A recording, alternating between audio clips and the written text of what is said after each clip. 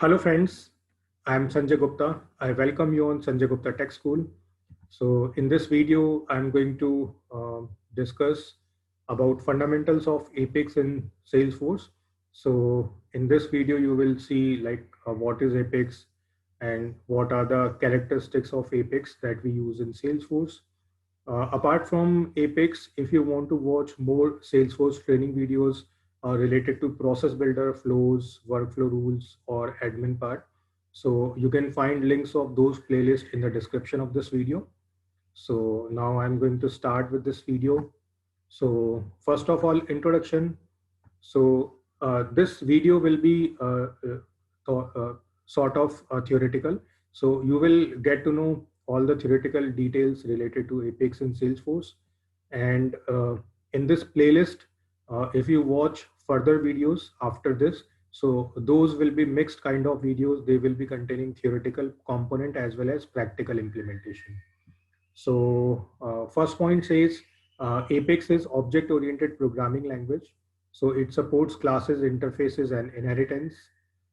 Uses Java-like syntax and acts like database stored procedures. So this is pretty simple. So I hope if you are working on Salesforce, it means you already did your hands-on with C++ or Java. So you might be familiar with object-oriented approach. Then second point says strongly typed. So it validates references to objects at compilation time. Then third point is integrated with the database. So provides direct access to records and their fields. Then it enabled developers to add business logics to system events, including button clicks, related record updates, and visual force pages. Then last point says one can call Apex code through web service request and trigger on objects. So these are some fundamental things which one needs to know about Apex. Moving further, these are the characteristics of Apex. So Apex is basically integrated. So it provides built-in support for common Lightning platform idioms. Easy to use. Why so? Because it uses syntax and semantics which are easy to use and understand. And Apex is based on familiar Java idioms. So in our engineering or BTech stream, we all do programming in Java. So we all are familiar with the object-oriented approach. So same idioms we are going to use in Apex. So if one is familiar with Java, so they can easily pick the syntax and semantics which are used in Apex. Then further, next point is data focused. So it provides transactional access to the database, allows you to roll back operations. Then rigorous, strongly typed language that uses direct reference to schema objects, such as objects and fields API. Then hosted, it is interpreted, executed, and controlled entirely by Lightning platform. Multi-tenant aware. So Apex runs in multi-tenant environment like rest of Lightning platform. Easy to test. Apex provides built-in support for unit test creation and execution. Test results indicate how much code is covered. So this is another feature that you will learn in terms of test classes. So once you write your Apex class, you need to write test classes for that as well, so that through code you can identify how much code is covered that is implemented in Apex. Then versions, so one can save Apex code against different versions of the API. So these all are characteristics of Apex. So you need to know all these things. Now Apex is included in, so these are different environments or editions. So it is available in Performance Edition, Unlimited Edition, Developer Edition, Enterprise Edition, and Database.com. Then use Apex when you want to. So these are the areas where you can use Apex code. So if you want to create web and email service, you can use Apex. Then if you want to perform complex validation over more than one object, then you can use Apex. Then third point says create complex business logics. Those cannot be implemented by workflows. So then you can write your code. So basically Salesforce provide both the things. You can implement business logic through configuration like workflows, flows, process builder. But if they won't be able to implement some complex business logic, then you can choose Apex as well. Then create custom logic that occurs over the entire transaction. And last is attach custom logic to another operation such as save a record so that it occurs whenever the operation is executed, regardless it originates in UI, VF, or from SOAP API. So these are the areas where you can use Apex for your implementation purpose. Now, what feature Apex supports? So this is very important slide. So Apex supports classes, interfaces, collections. So there are three collections that Apex supports, which are list, set, and map. So in my further videos, I will be creating separate videos for list, set, and map implementation. So there you will get to know how we can use these features. And I will also tell you how we can implement classes and interfaces in Apex. So watch those videos as well. Then objects, array notation, expressions, variables, and constants. So these all things Apex supports. Then conditional statements like if else we can use. Control statement we can use for and while loop. So if you want to test your certain condition, you can use if else.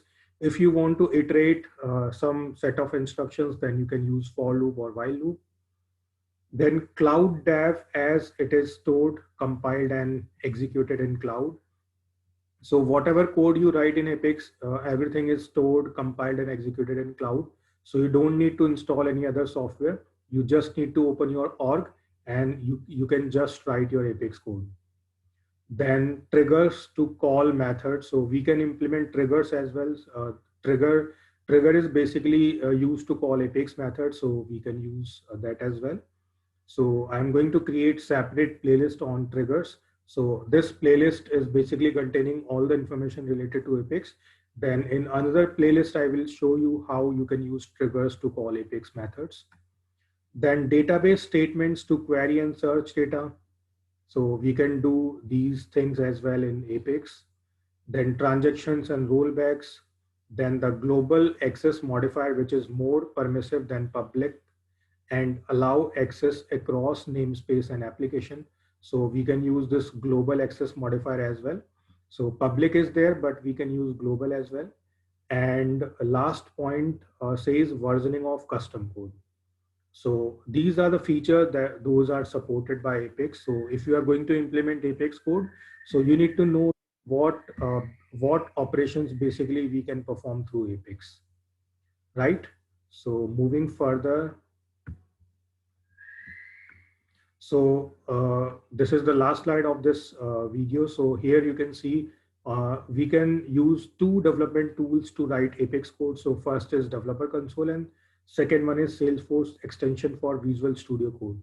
So right now I'm going to tell you how you can use Developer Console because Visual Studio Code we need to install explicitly, but Developer Console is inbuilt with your Salesforce org. So let me take you to Salesforce org. So if you move here and click on this gear icon from where we open setup, so you will see one option that is developer console, right? So you can click on this option. So it will open developer console for you. So with this developer console, you can implement your Apex code. So it is opening. So here you can see menus are available. So these are pre-implemented codes. So you can click on file, click on new, and here you can see we can create new Apex class.